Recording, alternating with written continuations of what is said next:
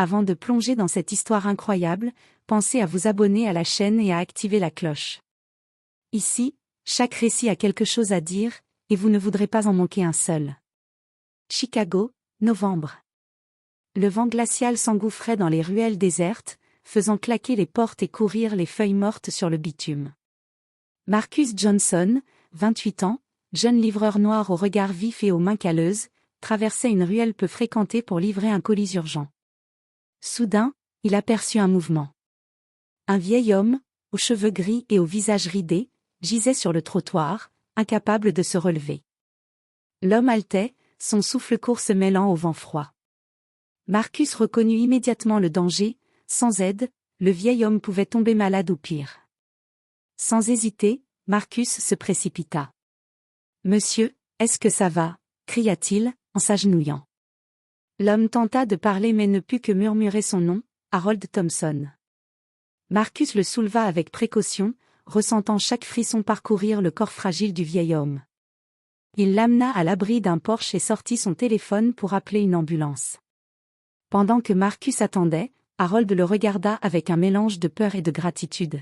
« Merci, jeune homme. » murmura-t-il faiblement. Marcus sourit, tentant de masquer son inquiétude. Il n'avait aucune idée que cet acte simple, noble, allait déclencher une réaction qu'il n'aurait jamais pu imaginer. Le lendemain, alors qu'il rentrait chez lui après une longue journée de travail, Marcus remarqua un SUV noir, massif et silencieux, garé devant son immeuble. Les vitres teintées ne laissaient rien voir de l'intérieur. Une sensation glaciale lui parcourut l'échine, il sentit que ce véhicule n'était pas là par hasard. Le cœur battant, Marcus réalisa que son geste désintéressé d'hier avait attiré l'attention de forces qu'il ne comprenait pas encore. Quelque chose ou quelqu'un voulait lui parler, ou l'avertir. Et ce qu'il allait découvrir dans les heures qui suivaient allait bouleverser sa vie à jamais. Marcus Johnson n'avait jamais ressenti une telle tension. Le SUV noir était toujours là, immobile devant son immeuble, comme un prédateur patient. Il observa à travers les rideaux, tentant de distinguer qui se trouvait à l'intérieur. 3 hommes en costume sombre, lunettes noires et visage impassible sortirent du véhicule. Chacun d'eux avait l'air parfaitement entraîné, presque mécanique dans ses mouvements. Avant même que Marcus ait pu réfléchir, un des hommes frappa à sa porte. La main de Marcus tremblait légèrement alors qu'il ouvrait. « Marcus Johnson ?» demanda l'homme d'une voix froide et sans émotion. « Oui. »« Qui êtes-vous ?» répondit Marcus, son cœur battant la chamade. L'homme ne répondit pas immédiatement. Il fit un pas en avant et sortit un petit badge qu'il montra brièvement. Marcus, incapable de lire clairement les lettres, sentit son estomac se nouer. « Vous avez aidé Harold Thompson hier ?» dit l'homme d'une voix monotone. « Nous avons besoin de quelques informations. » Marcus cligna des yeux, incrédule. « Harold ? Mais, c'est juste un vieil homme qui est tombé. Je l'ai juste aidé. » L'homme resta impassible. « Vous ne savez pas ce que vous avez fait, et vous ignorez le danger dans lequel vous vous trouvez. Mais vous êtes maintenant impliqué. » Un frisson glacé parcourut Marcus. Ce qui avait commencé comme un simple acte de bonté semblait se transformer en cauchemar. Il sentit que sa vie venait de basculer, et que chaque décision qu'il prendrait maintenant pourrait être cruciale. Alors que les 3 hommes attendaient calmement une réponse, Marcus réalisa qu'il n'avait pas le choix, il devait les suivre. Mais où ? Et pourquoi ? Le mystère autour de Harold Thompson s'épaississait, et Marcus sentait que ce qu'il allait découvrir allait dépasser tout ce qu'il avait jamais imaginé. Le SUV noir démarra lentement, silencieux comme une ombre glissant sur le bitume. Marcus, assis à l'arrière, sentait son cœur battre à tout rompre. Les 3 hommes en costume ne parlaient pas, leur visage impassible, comme s'ils évaluaient chacun de ses mouvements. Le silence à l'intérieur du véhicule était oppressant, presque suffocant. Après plusieurs minutes de trajet, l'homme qui semblait être le chef brisa enfin le silence. « Harold Thompson, vous ne savez rien de lui, mais il est sous notre protection depuis des décennies, » dit-il calmement. « Vous l'avez mis, sans le savoir, en danger hier en intervenant. » Marcus fronça les sourcils, incrédule. « Je ne comprends pas. C'est juste un vieil homme. Pourquoi quelqu'un voudrait le protéger de cette manière ? » L'homme le regarda droit dans les yeux. Harold a été témoin d'affaires que beaucoup voudraient garder secrètes. Il connaît des noms, des faits, des événements que certains préféreraient voir disparaître. Votre intervention a attiré l'attention de forces puissantes. Le cœur de Marcus se serra. Il réalisa que son acte de bonté avait déclenché quelque chose de beaucoup plus grand qu'un simple sauvetage. Il sentit la gravité de la situation, il n'était plus un simple livreur, mais un témoin involontaire dans un jeu dangereux. Vous devez comprendre, continua l'homme, que certaines personnes vous observent maintenant. Elles savent que vous avez été en contact avec Harold.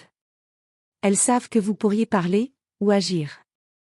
Marcus sentit une sueur froide parcourir son dos. Il pensa à Harold, seul et vulnérable. Le vieil homme n'avait jamais demandé à être au centre de ce mystère. Et maintenant, Marcus était impliqué, qu'il le veuille ou non. Alors que le SUV s'immobilisait devant un bâtiment discret, Marcus comprit qu'il n'y avait pas de retour en arrière possible. Il devait découvrir la vérité sur Harold et comprendre pourquoi sa vie venait de basculer, tout en restant conscient que chaque pas pouvait être surveillé. Les portes du SUV s'ouvrirent, et Marcus descendit dans un monde de secrets, de mystères et de dangers invisibles. Un monde où un simple acte de bonté pouvait devenir une arme à double tranchant. Depuis ce jour, Marcus sentait que quelque chose clochait. Partout où il allait, il avait l'impression d'être observé. Le SUV noir semblait surgir de nulle part à chaque coin de rue, parfois derrière lui, parfois garé à distance, silencieux comme une ombre. Chaque fois qu'il croisait un regard trop insistant, son cœur s'emballait. Une nuit, alors qu'il rentrait chez lui après une longue journée de livraison, Marcus trouva un petit paquet glissé sous sa porte. Il l'ouvrit avec précaution et découvrit une photo d'Harold Thompson assis sur un banc, avec une annotation manuscrite. « Vous avez été vu.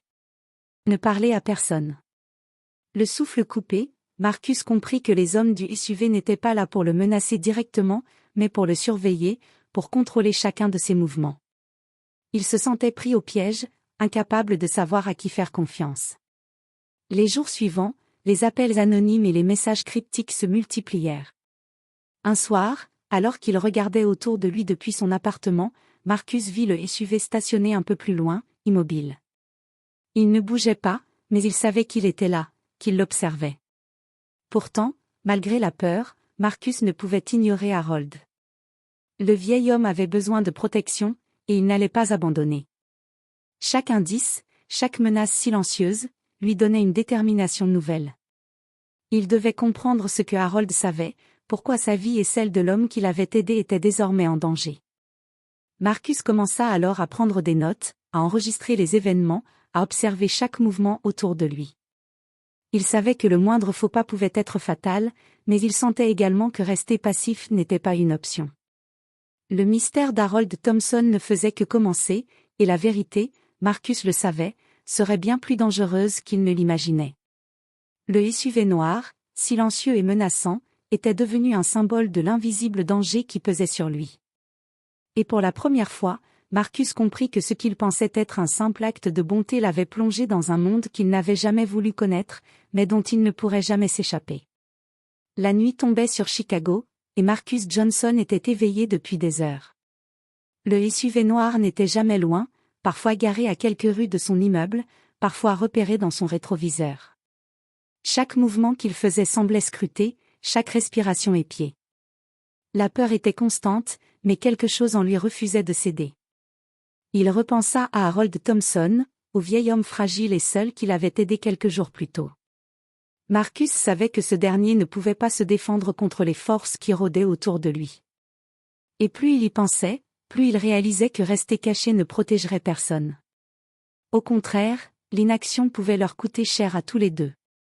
Le lendemain matin, Marcus prit une décision. Il sortit son téléphone et commença à enregistrer une vidéo détaillant tout ce qu'il savait, la chute d'Harold, l'intervention du SUV noir, les hommes mystérieux, les appels et messages cryptiques. Puis il envoya une copie à son ami journaliste, David Parker, une personne de confiance qui pourrait exposer la vérité si quelque chose lui arrivait. Le cœur battant, Marcus sortit enfin de son immeuble, prêt à affronter la situation. Le SUV noir était là, comme s'il l'attendait. Les hommes à l'intérieur le fixaient à travers les vitres teintées. Mais pour la première fois, Marcus ne ressentit pas la peur. Il sentit la détermination brûler en lui, une force née de la conviction qu'il devait agir pour protéger Harold.